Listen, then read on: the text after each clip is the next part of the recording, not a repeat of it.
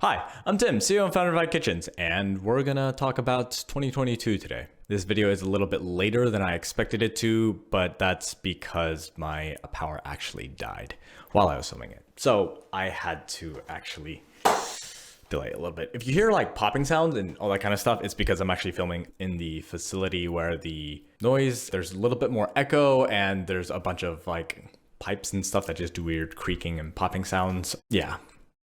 So if you hear that, that's why. In this video, I'm going to be talking about the surveys. I'm going to be talking about things that have happened in 2022 and what we're going to be looking for in 2023. So let's start with the beginning. How old are the people who buy Vite Ramen, or at least take the survey and buy Vite Ramen?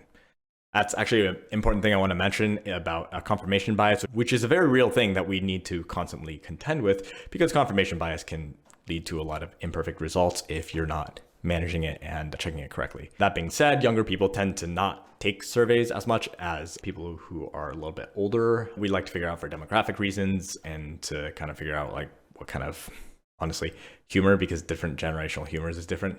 And one of the good things is that most people are around my age, sort of. Anyway, here's the results. I'll put them on the screen over here. Important lesson here is to not trust data 100% and to use it as a guiding tool, not as the be all and end all of things. Most data is flawed in some way. I don't think you can ever really say that you're capturing 100% perfect data. So 4.8% are 18 to 24, 20.3% are 25 to 31, 43.5% are 32 to 45, and 13.8% are 45 to 55. And 17.8% are actually 55 or older. Fun fact, with a previous survey we had in 2021, we had slightly different age ranges and had a 25 to 34 majority audience before. With this survey though, we did change the age ranges slightly, which also changed the results slightly and put more people into that 32 to 45 range, which actually does tell us something really interesting. That means quite a few of you just turned 32 or are somewhere around that. Our previous survey actually had a 30-year and a 31-year cutoff. So the fact that we kind of skewed from like a mid-20s to 31 cutoff to now a 32 to 45 shows that actually a lot of people are actually just about my age. So 31, 32. I just turned 30 and the infamous Catboy video was filmed actually like 2 days after my 30th birthday. So yeah, that actually makes a lot of sense because that means what we do resonates a lot more with the people who grew up kind of in the years and cultures that I grew up in. And so kind of like my humor and the kind of things that I do tend to hit pretty well around there. So probably also the very reasons why I wanted Vite Ramen is probably actually the reason why a lot of other people who are in my age range want Vite Ramen. So, you know, makes sense. I do try my very best to learn your humor, Zoomers. I was actually considering doing like the most cringe stuff, but I think I'll save that for a video for later. So next up, let's look at how often people eat out. Most of you say you order delivery or takeout 1 to 2 times a week, which is at about 55.1%. And that makes a lot of sense. Most people probably fall within that range. The next highest is almost never at 22.1%, which, man, how do you do that? I don't know. I'm like a professionally trained cook and chef and, you know, graduate culinary school and, you know, Michelin star restaurant, all that kind of stuff. And I get sick of my own cooking. Like, even if I did have the energy to cook all the time, which I, you know, don't, hence Vite Ramen and everything that we make, I kind of get sick of my own cooking, honestly. Like, I don't know. So props to you guys, honestly. Like, that's impressive. Though, so closely following that is actually eating out 3 to 5 times a week, which actually sits at 19.1%. And only 3.7% actually eat out more than 5 times a week. Looking back at how we kind of set these ranges, it actually just kind of makes sense where you kind of have the distribution in what's generally just kind of like a normal bell curve on both sides. The reason why both sides are so close is the ranges are like kind of close together. So you're, you know, most are in the middle, and then you have the 2 sides, and then the almost never and whatever. Anyway, I am one of the curiosities here is actually how accurate is the self-reporting, because a lot of people I know when asked this question reported a lot lower numbers of eating out than they actually did, because they actually eat out or order delivery a lot more than they kind of care to admit to themselves, which, yeah, I do too, honestly. Next question is, what versions of Vite Ramen have you tried before? We actually have a lot of people who have filled out the survey who have been with us since the very beginning, like from the original Kickstarter back in what, like 2017? 2017, I think. Well, Vite was established in 2016, and then we were and then we had to get the materials, and then I think 2017 we were actually building the facility. Yeah, we spent like a whole year actually like building the facility, which, definitely took a while. And then 2018, yeah, I believe it was 2018 off the top of my head. I don't want to search this up right now, but yeah, a lot of people have been here. A lot of people have been here with us for a very long time. So like 5 years now, is it? Like 18, 19, 20, 21, 22. Yeah, like 5 years. So hey, half decade mark, woo! Which, love you guys.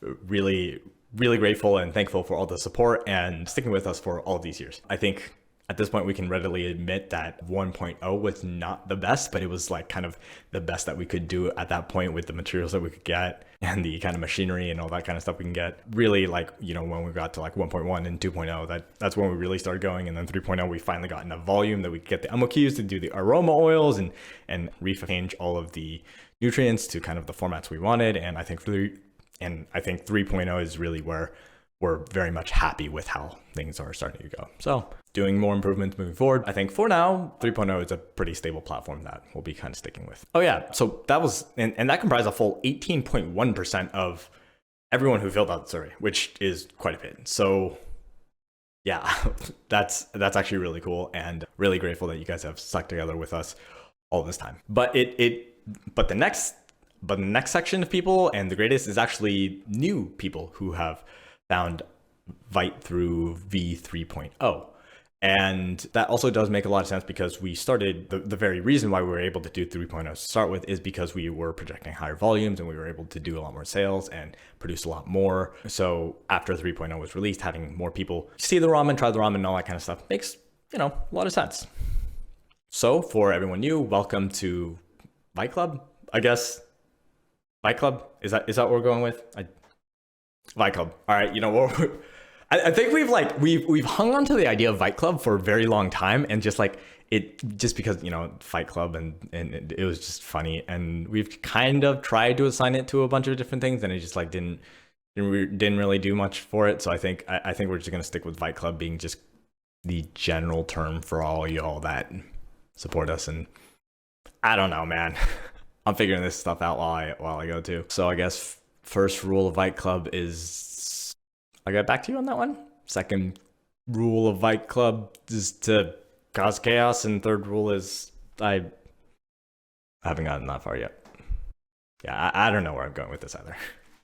Moving on a bit. One thing is, actually, most people haven't actually tried Virgo, which I think is really interesting. We saw quite a bit of interest in Virgo and the kind of format when it first came out. What do you guys want to see from Virgo in order to make it a little easier? I am interested. If you guys want to try Virgo, if you think that the cup versions, the bowl, it's like a giant cup. It's like in between cup and bowl and mug. Anyway, if you guys want to try it, let me know. And what kind of things have been stopping you, let me know in the comments below in this video or in the blog post or wherever. And if there's a lot of interest in trying it out, then we'll see if we can do some kind of giveaway or send out sample packs in some way. The sizes are actually really awkward. Just get one box in, the shipping it's kind of weird like that. So we'll see. Might try to figure something out to be able to send it out to subscribers and Vite Club people. So speaking of which, subscribers is up next. About 25% of you are subscribers. I almost exactly, which is honestly kind of cool. Graph up there. And 6.4% are subscribers but have otherwise paused subscriptions, which also we do actually get charged on the amount of subscribers, including paused subscriptions. I think the number of paused subscriptions is a bit lower now because we sent out an email earlier and we did cancel a lot of older paused subscriptions that have been paused for 6 months or more. If that was you and you did get it canceled and you want your grandfather price back, do email us. We can figure something out to get it back. Looking at the kind of subscriber benefits, we were curious as to what made people subscribe and what made people kind of enjoy subscriptions most. And by and large, discounts, right? to have consistent Vite Ramen, naked news, or whatever coming your way, and to also have it permanently discounted is something that most people did subscriptions for. And this, I think, is especially in the grandfathered pricing, where if you are continuing with your subscription, then you kind of get to keep the old prices. That's something that we definitely want to hold to, because it is very, it's kind of just a nice thing of, because you guys have been supporting us so long. That's how it goes. Honestly, with the flat rate shipping and the cost of some of those subscriptions being very, very low with the old grandfathered pricing, we are definitely losing a bit of money. But I think overall, even though we are losing a little bit of money on some of those grandfathers, really, really old ones, we do appreciate the support, and we think that's still worth it for us to get it to you guys, because if it is some part of your life and it is something that you do really like, then we're pretty happy to keep it going. I've never been here for maximum profits and all that kind of stuff, which, I could probably be doing a lot more things to maximize our profits. I don't know. Some of it just feels really sleazy and like not good to do. So we just don't do them. I feel like that's the right thing to do. Yeah. Anyway, actually, fun thing about subscription as well is that we have actually managed to finally finagle the backend systems. One of the biggest problems I do want to actually talk about and mention is that we're not a tech company. I came from a culinary background. And even though I am fairly familiar with tech and I do have coding experience from when I played a MUD text MMO, Empyrean, if anyone has actually played Empyrean, let me know. You're very rare, and I probably know you. But back then, that's like the only coding I really knew. I used to code combat systems in that game. And basically, because all of the things that we do, we rely heavily on third-party systems.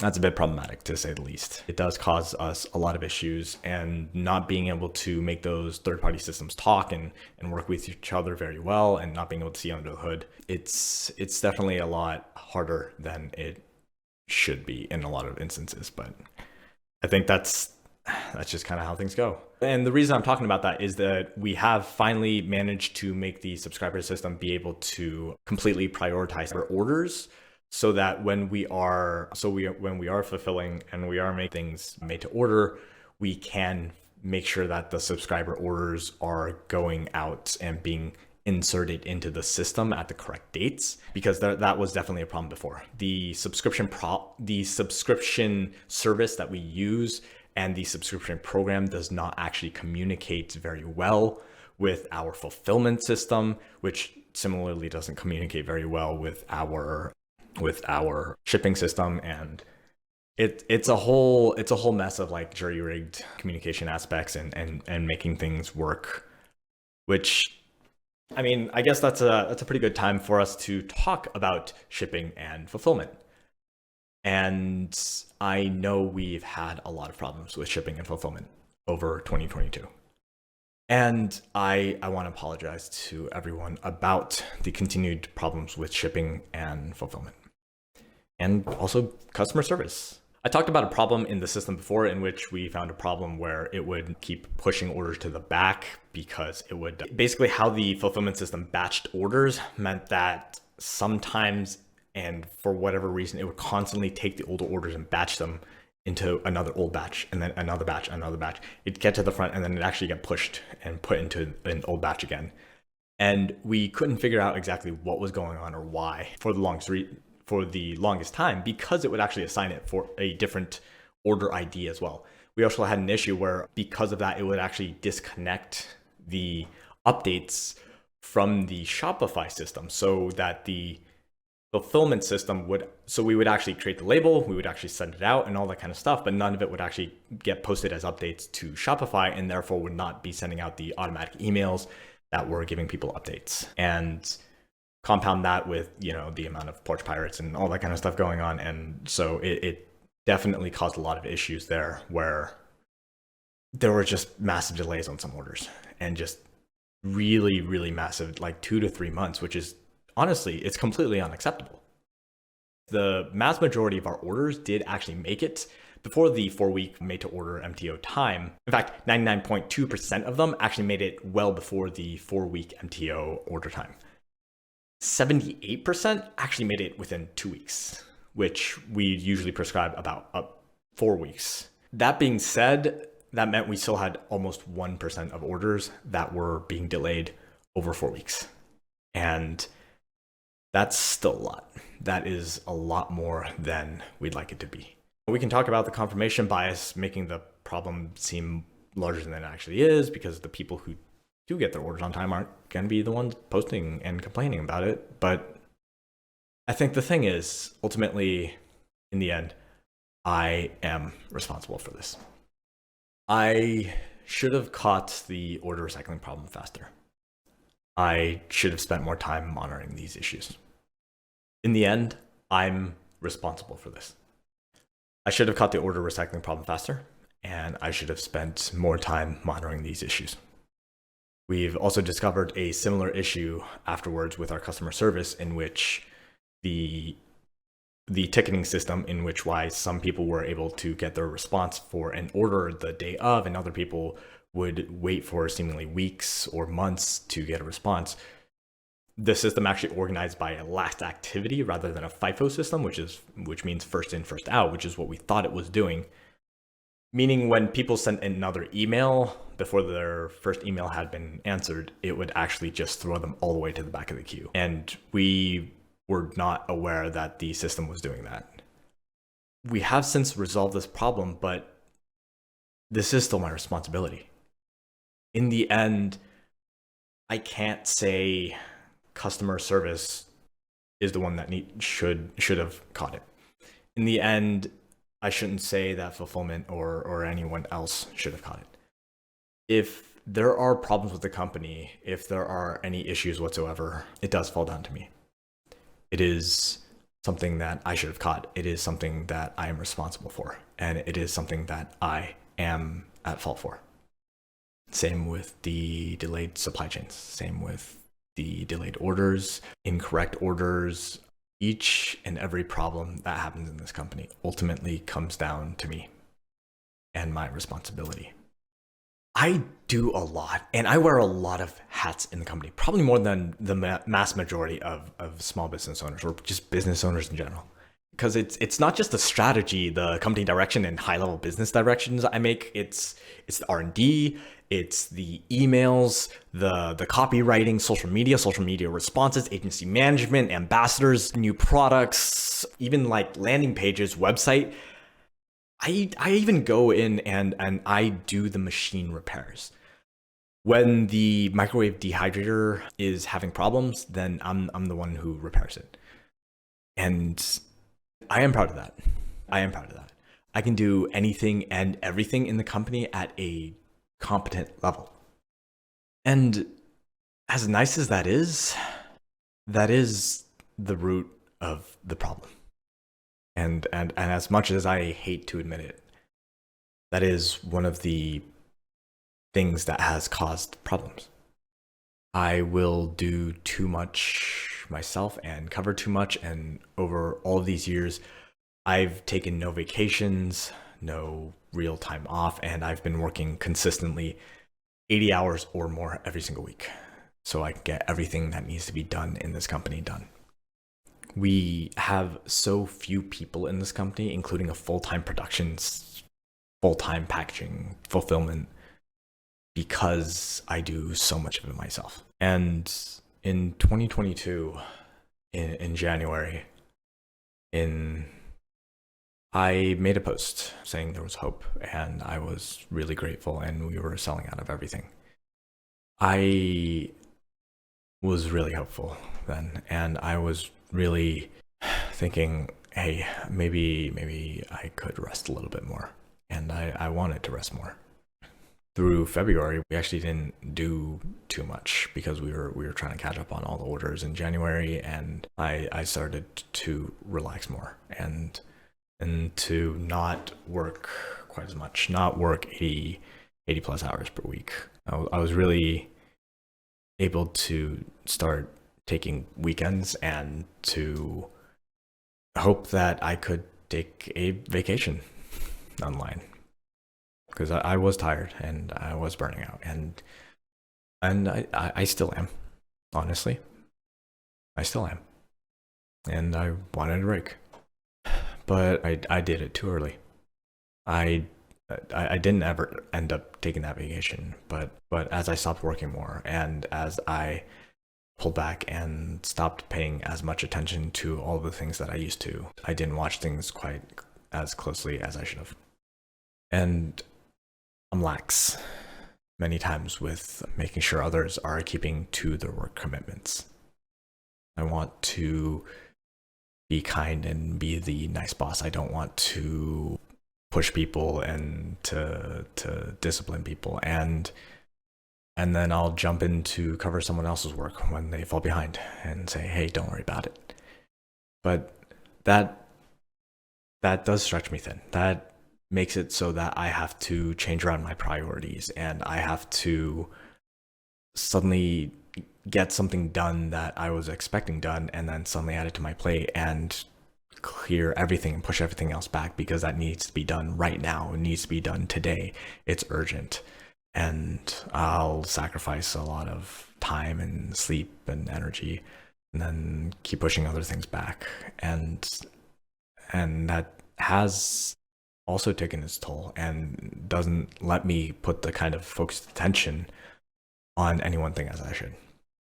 And for all of those problems that has caused, for the late orders, the lack of communication, the delays, and everything else that people have had to put up with and deal with while they support us and the company and the people who work here, I apologize. I am deeply sorry, and I am incredibly frustrated with all of it. I hate seeing those comments. I hate the idea that people do love what we make and people do like what we do and people want to support us, but we're not living up to what we should be. We're not doing the things that we should be correctly. And I want more than anything for people to have a good experience with Vite Kitchens. I want people to, when they order, to be able to get it. If I could make it so that we could always do 2-day shipping, if we could always do everything correctly, if we could always do everything as expected, then I would be so much happier too. I hate seeing that people aren't being responded to. I hate how we have not been able to do the things that we should be doing. And that is because I built the company from the ground up. I was told it was impossible, and from designing the production line to making the recipes to making noodles myself and with James and Eris and all the other people who started with us that many years ago. I'm not here for the profits. I'm not here because I wanted to start a business so I could become a billionaire or to get rich or to like prove something about me or myself. I started the business because that's the only way I could have made the noodles that I wanted to see. Because if I had pitched this idea to other people, and I did, they would all say it's impossible. This is not something that can happen. It's not something that I can do. You can't find a market. You can't even make those noodles because high protein noodles just don't go through machinery correctly. You can't find the capital for it. You're not going to be able to find the investors for it. And I started the business because that's the only way I could get it made. I think that's the coolest thing about life. That's when you can make something and create something and you can make people's lives better by the things that you make, from either, making them happy, making them laugh, or seeing something excited and happy and smiling about something that you did. That's the cool thing about life. That's what makes life good. And being able to share these moments and these things with people. And I want to put my all into making these things the best that they can. I want desperately more than anything else to get away from the spreadsheets, the taxes and the legalese and the systems and all the things that I have to deal with in order to make a business run. I want to create. I want to be making noodles. I want to be on the line and seeing noodles come out and hitting a new record on how many noodles we've made that day. I want to be there packaging and seeing how I can do better. And I want to be making new recipes and new flavors and new types of ramen and or stupid videos. I want to be running around and filming all kinds of fun, crazy, dumb things and laughing and enjoying life. I want to be building new things. I want to make and create. And I'm not the best at these parts of the business I'm not good at. And I abdicated the responsibility to others. I gave customer service and fulfillment and all this stuff to other people in the hopes that they would be able to learn it and do it better than I could, even though they also had no other experience doing it, just like me. In the end, this business was built on the foundation of doing things myself. It's both my skill and my curse.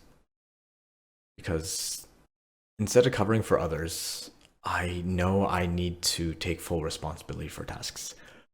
I know I need to, ironically, sacrifice more hours in the short term. And instead of assigning it to others to figure out, I need to take that additional time to truly focus on these problems, find everything I can do to solve these things. And because in the end, it is my fault. It is my responsibility. And so I'm the one who should fix it. That means that, yeah, I'll be taking on even more in the coming year, including things like assisting and tending to customer service, which I know that many people are not happy with us about. I will be even busier. But sometimes that is necessary in the short term to make things right, to do things right. Because by taking on things myself, it is more busy work. It is more things that I have to do, but I can plan them out. I can prioritize them. I can make sure that things are being handled in the correct order and that I am able to do more with it. And I want to find specialists eventually. I want to find people who can take over these tasks in a way that I think is going to be find people who can take over the tasks in ways that I believe are right and done the right way for everyone who has suffered from these problems. I want to make sure that we find people who can do it right. But we don't have the cash for that, honestly, because we have been messing up, because things have been hard.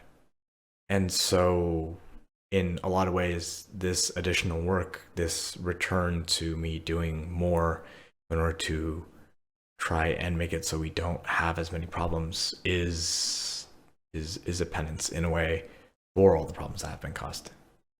I'll do things because now I can do things the right way. And when you can't pay people to do things, you shouldn't ask them to work for free. I'm not going to find unpaid interns. I'm not going to find people and exploit their labor. I'm going to do it myself. Because if you can't pay them to do it, then do it yourself. And until we get to that point where I have managed to do all those things right and can set an example and be able to have the additional cash and capital to hire people at the correct wages with the correct amount of experience and skill, then I'll do it myself. That's ironic, isn't it? That in the end, the solution to, I think, the problems that we've been having is to actually just work more. But in a lot of ways, I think it will still even ironically be better for my mental health. I suffer from burnout when I'm stressing and have anxiety and feel like what I'm doing isn't mattering. When I succeed in things, when I do things correctly, it gives me energy and I'm excited to do more. And what has been hurting so much over these past few years, what has been making me so defeated is to do so much and everything that I do, and to know that I am doing it to the best of my ability, to put in so much of my time and effort in, and to see other parts falling apart, and to see the kind of emails and comments and angry people talking about how we failed them. So in 2023, I will be doing more. I will be communicating more.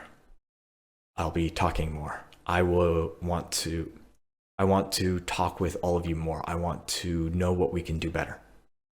I'll be sending out more surveys. I'll be doing more streams. I'll be writing emails myself and social media myself. I'll be doing a lot of customer service myself. So you'll be talking to me directly, and I'll be trying to focus, and I'll be trying to figure out how we can do more Q&A sessions and figure out how to solve problems and to let you guys know about all of these things before they become problems. And I regret that I didn't do this earlier, that I didn't just talk with everyone and do more of this earlier, because I guess in the end, I am an introvert. I am someone who's not comfortable in front of the camera despite all looks.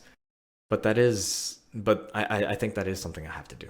And that's something that I should be doing so that I can figure out these problems, so I don't play a game of telephone where I'm talking to multiple different people to figure out what the problem is. We're small enough that shouldn't happen.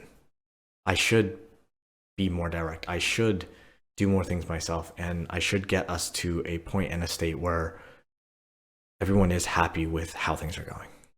And for everything that has happened over 2022, I wish it didn't. And I really wish I did all of this earlier. I guess that was kind of a random middle of everything. And but we were talking about the survey. Let's get back to that, right? So a lot of people seems to have found us through YouTube sponsorships, and a bunch of people also from Facebook ads. So, which I mean does make sense. That's kind of the two places where like we've probably done the most advertising. So not too surprising. But I think, especially with the kind of ads that we have been making lately, that I have been making, I've been having a lot of fun with it. And, you know, just inserting the kind of chaos that we really, I think, have become known for. So I think over the last year, I've done more video and more content and more ads than I've ever done. And in 2023, I'm actually going to be planning on doing even more, which I think will be really fun and have a lot of cool stuff coming out. So if you want to see the kind of stuff we're talking about in all the crazy videos and ads that we've filmed, then I'll put a playlist description, link something somewhere. I'm not sure how I'm going to do this yet, but go check them out. I'm pretty happy with how they turned out. I wrote all of them, directed, scripted, got all the props and everything. I've got to give a shout out to our Twitter and streamer VTuber partners as well. There's a good number of people who have found us from there also. So what kind of content are you interested in? As much as I'd like to do more Vite Night gaming streams, it actually does not seem there to be too much interest in it. So I don't really think I'll be doing more. I'll probably just do more on my personal channel, which I'll also insert a link to somewhere here. Maybe, I don't know how I'm going to be doing this in the editing later. But all things considered, I'm actually pleasantly surprised by that there's a lot of interest around the Gajinkas still, considering I actually have been way too busy to write more content for them. Well, actually, I have a lot of notes and world building and storylines and character drafts and all that sort of stuff actually already written, and I have like I have like a lot. I have like I think almost 100 pages worth of like just random notes and stuff that I've written down. So yeah, quite a bit on terms of storylines and all that kind of stuff. But writing is hard, especially with everything else that's going on. So I haven't really done too much with them, but I will be getting back to it after the new year, which is now.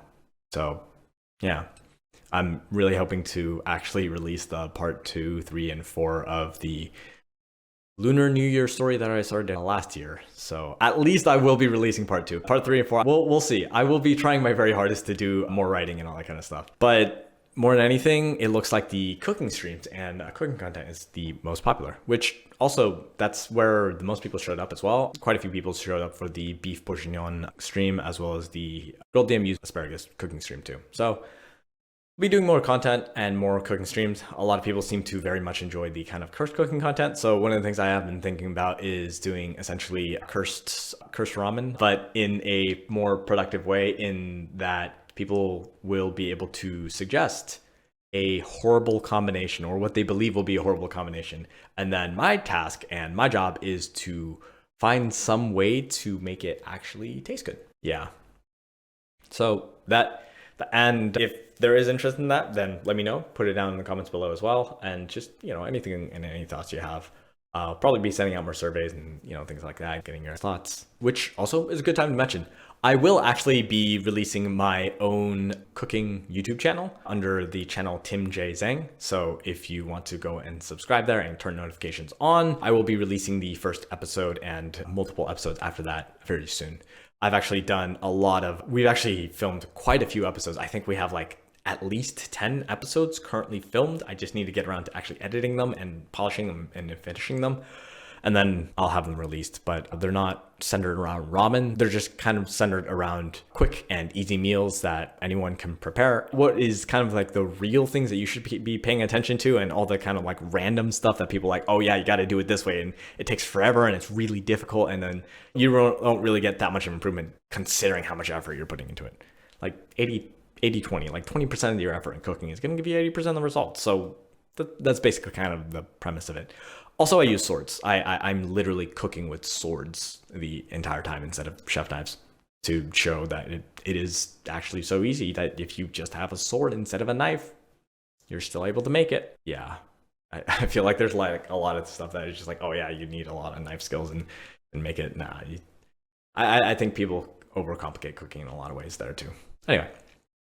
So if you're interested in that, then make sure you do actually also go to this link over here and sign up. It's actually really important that the first video of a channel gets like a lot of views and a lot of people waiting for it, for the algorithm to deem it as important. So if you could please help me out there and go ahead and subscribe, turn on notifications and get ready. And then when I do get the first video ready and set, then to wait for the premiere and to actually watch through the premiere, yeah, I'd be really grateful. This sounds like I have a lot on my plate, and I really do. But I'm really excited for all of these things and to really get all the content made and do everything right. And we'll see what I have time to juggle with. But the hope is that as time goes on and things improve, then we'll have extra cash on hand to hire more experienced specialists to take care of some of the other stuff that I'm doing that I'm not necessarily too fond of, and make sure we're doing it right. And they have the proper skills and experience and expertise, and we're paying them the correct rates for that kind of work. And, maybe I can go take that vacation. I can dream, right? Now, flavor ratings. This one was really interesting to see, and honestly was not what I expected at all. I'll start by dropping the rankings with their average ranking, and I'll say that there's a few of you who definitely did not rate which end of the scale was the best, because we saw some comments that were like raving about a certain flavor and saying this is the best, I could not live without it, and things like that. And then you rated it a 1. I'm like, I'm pretty sure they meant 5 over there, but they selected 1. So I don't know. I feel like some things are a little skewed because of that, but we're just not going to talk about that. I really don't have the time to go through like hundreds and thousands of survey responses and figure out which ones like maybe meant to. And I feel like that would be a little disingenuous in the data collection anyway. it probably evens out in terms of mess ups anyway. So anyway, here are the rankings. So at number 1, we have garlic pork with 3.924. Yuzu shoyu at number 2 with a 3.912 average. Sichuan chili edition at 3.83. Vegan Japanese curry at 3.772. Roasted soy sauce chicken at 3.731. Bifa at 3.645. Masaman curry at 3.533. And vegan white miso at 3.552. That means our total average across all flavors is actually 3.738. So what do we make of those numbers? So that's actually a very interesting set of results, and not really what I expect to see. But there's a couple of things I want to address here. Number 1, 20% of people will be met on a flavor because of personal preference and will not like it no matter what you do. This is actually what I was taught at a Michelin star restaurant when I was working there, which is why we had crowd pleasers like Caesar salad and burgers on a Michelin star restaurant menu, which otherwise had like really cool combinations and interesting things. There's no accounting for taste, as they say. So what that actually means is that you can actually take 20% off both ends in order to get kind of a better idea of what the quote unquote true rating is, because reasonably you can really only have a maximum of 80%. And so with that in mind, being close to 4 does show that we have done, generally speaking, very well with the flavors across the board. I think there is a little bit of recency bias in here, being that vegan white miso is, pretty low. And also, I do want to point out that Masaman curry actually is suffering from a lack of data. I think Masaman curry did actually have the lowest amount of people rating it and the highest volatility, actually, because we actually started with Masaman curry having the highest rating, actually above a 4. We were hitting at like 4.2 for the longest time. And then after the second email was sent out reminding people about the survey, that's when it started to drop a little bit and got into its current position. So that's actually really interesting. We did track to some extent kind of the data moving across time as well. And this actually wasn't asked in this particular survey, but was asked in the vegan Japanese curry survey, which was also sent out a while ago. But most respondents do seem to actually really enjoy the higher sodium flavors. This makes sense because, if you are trying to eat healthy, you do want to eat things that you actually enjoy. And there are fewer people concerned about sodium than you would otherwise think. And I think that also makes a lot of sense because sodium is very, very variable across people in general.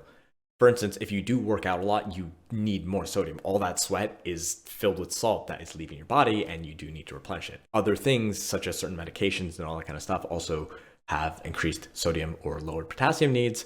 And also some people just need more sodium in general. Me, for instance, if I'm getting the 100% daily recommended amount of sodium, I'm actually going to get a headache and not feel very good because my body just runs better on higher sodium. Why? Who knows? I probably have a genetic marker for something or the other, but that also still goes to the thing that I will say, which is there's no one size fits all for nutrition and health. Everyone is different. Everyone has different bodies, everyone has different activities, everyone eats differently and responds differently, has different lives. And so what we offer is a lot of different variations and a lot of different levels of sodium and for different people, depending on what you need. Naked Nudes, 0 sodium, right? So you can grab that and you can make flavors by yourself. Vite Ramen, our original flavors, and some of the other ones like Sichuan chili edition and bifa, those are lower sodium. Those are 33% because sodium is a necessary nutrient. Sodium is a nutrient. It's actually really important for your body. Low sodium is also a problem. So, just saying. That's why it's at 33%. It matches with other nutrients. It also just tastes good, right? And another thing I want to mention about sodium is that everyone's like, oh, you can just add more salt. No, that is not how sodium works. We don't just like, oh yeah, let's make it better by adding more salt. When we're upping the sodium, we're not adding more salt. We're adding more soy sauce. We're adding more mushroom. We're adding more chicken. We're adding more curry. Everything has a small amount of sodium in it. And so when we actually go higher sodium, it's not salt we're adding. It's all the other good stuff with synergistic umami compounds and all that other things. So just wanted to mention for all of you who are like, oh, everyone could just add more salt. No, That's not how it works. We add way more than just salt. Reasonably, actually, it's actually significantly more expensive that way too, because we're adding so much, actual ingredients, actually dehydrated and powdered ingredients. But personally, I think it's worth it. I think it's very much worth it to create something that's really tasty and awesome like that. We actually have quite a few requests for like higher sodium versions of the original flavors as well, so that we can add more of the stuff that we were talking about, which is something that we are exploring. So potentially having an unlocked version of our original flavors. Maybe we'll remove some of the nutrients that can be problematic for some people as well. In the general population, potassium is an underconsumed nutrient. It is not highly present in a lot of foods, and eating supplemental potassium tastes awful. Actually, potassium is one of the number one nutrients that we struggle with in terms of masking its taste while making sure that we have a lot of it. It's a massive, gargantuan amount of really bad tasting stuff. We are exploring options in creating flavors that are more towards a macronutrient based side, with a higher focus on macronutrients, less focus on micronutrients, and therefore also unlocking some of the flavor potentials that we can have because of that. As for when and how we're going to be doing that, not quite sure yet. All the protein's still going to be there, all the fiber's still going to be there. It's still going to actually have quite a bit of iron. It's going to still have some of the B vitamins and some of the other stuff present in quinoa and all that kind of stuff. But then, without potassium, and then it opens up to some people who can't have potassium, which is actually the number one nutrient that we get the most comments about. So definitely something that we'll be exploring as well. Which I guess is a good segue. Looking into 2023, what are we planning? What are we doing? For one, I'm really excited and super thankful for everyone who's funded the project. It was definitely a very different project. I want to talk and be a little bit more vulnerable about the kind of things I go through, because it is not talked about very much from people in my position. So I think most of the time when you think a business leader or a CEO or all that kind of stuff, it's like, ooh, parties and Lamborghinis, and like you see all that entrepreneur garbage on YouTube and stuff. But realistically, it's a ton of pressure. It is an incredible amount of pressure and stress, and it causes a lot of problems. I mean, unironically, one of the only reasons why I'm able to I think if I were running not the kind of business that we are, in terms of, being able to be creative and being able to be kind and having something that actually, helps me keep healthy because of all the nutrients and stuff, my health would not be very good right now. I mean, my health is already not fantastic, to be perfectly honest, with the lack of sleep and the stress and all that kind of stuff. But it could be worse. It could be worse. And I'm therefore grateful for what I do have, which, anyway. So making that kind of stuff, I think, was really interesting. And that, in a lot of ways, is a lot of content that I do wish I could make a little bit more of. But I know it's not quite as interesting and quite as wanted as of, the dumb videos where I dress up in a cat maid outfit or have a great sword, under a shower kicking noodles and ramen armor and all that kind of stuff. But I think I still will be making those kind of videos every so often, because I do think it's important. Even if it's not as popular, I think it's important to talk about and to acknowledge that we all do have struggles. And I think especially, these aren't just things that, teenagers have. You don't just get over as an adult.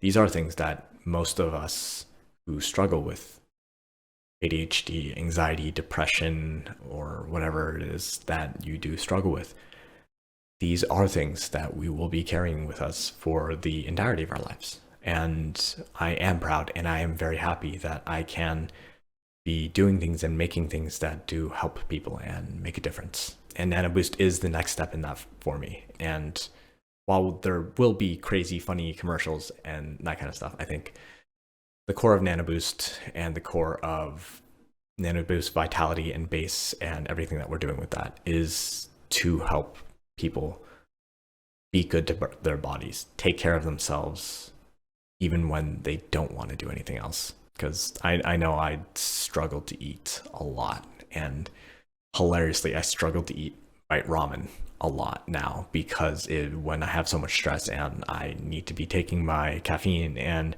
Vyvanse and all that kind of stuff, and I'm so busy, then the last thing I want to do is chew and swallow food. And Vite Ramen, hilariously enough, is actually too satiating for me to want to eat a whole packet when I'm in that kind of position and mood.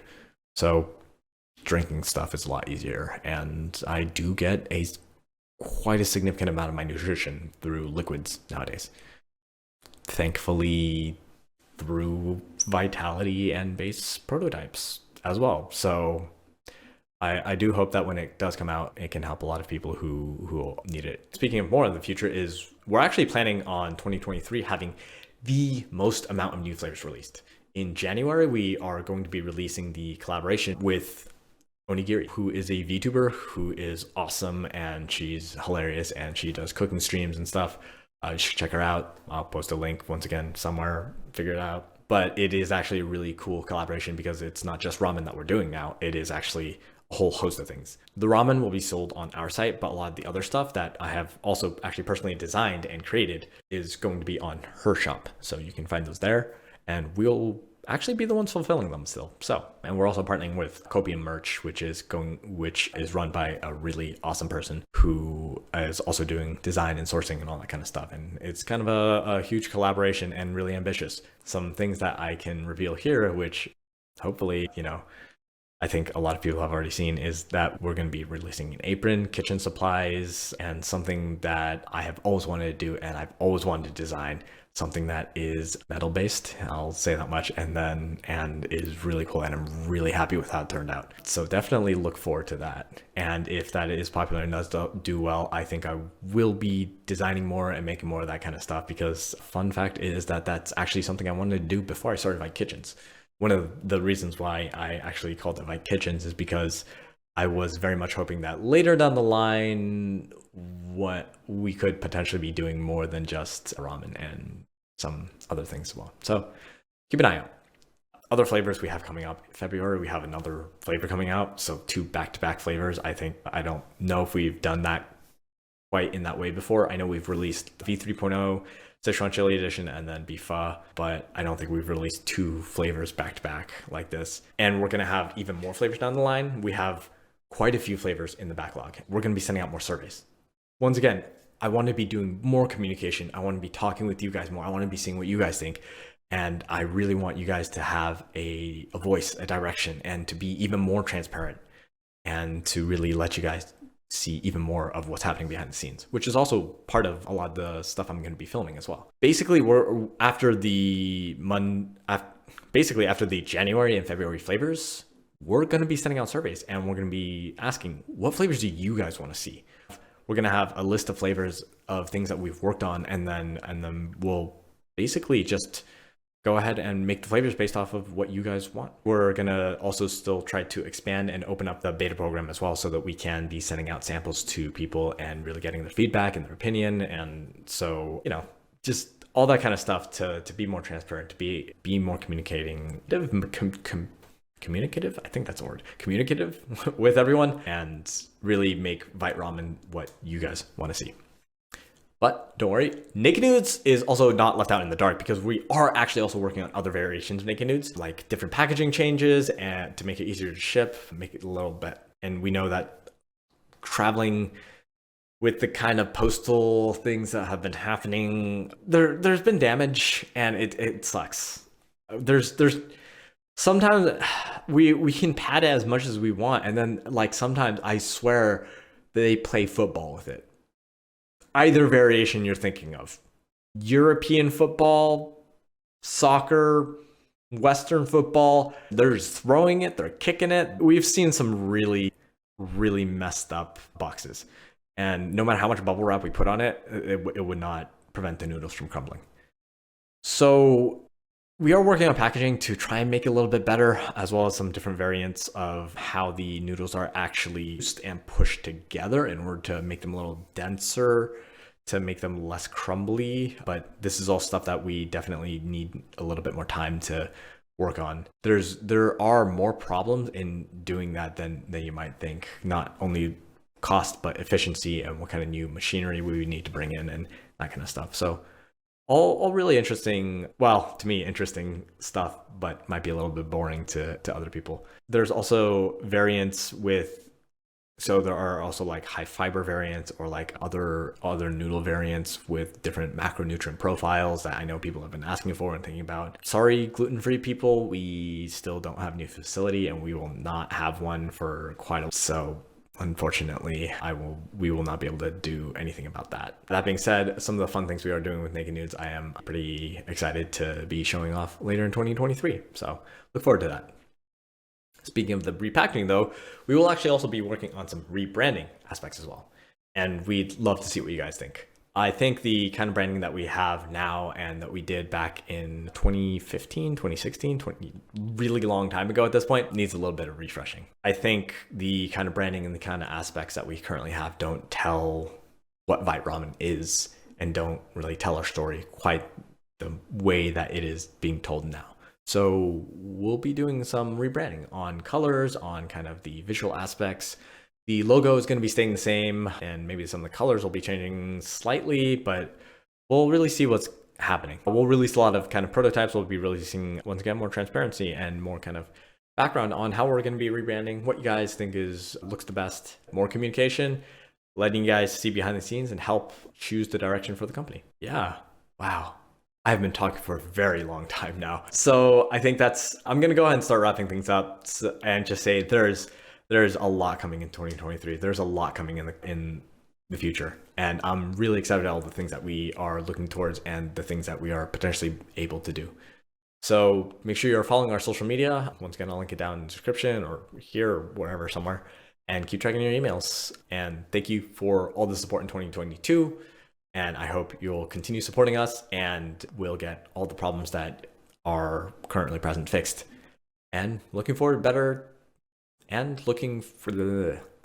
looking forward to a better 2023. Once again, I'm Tim, CEO founder of Vite Kitchens, and I still have no idea how to do a closer.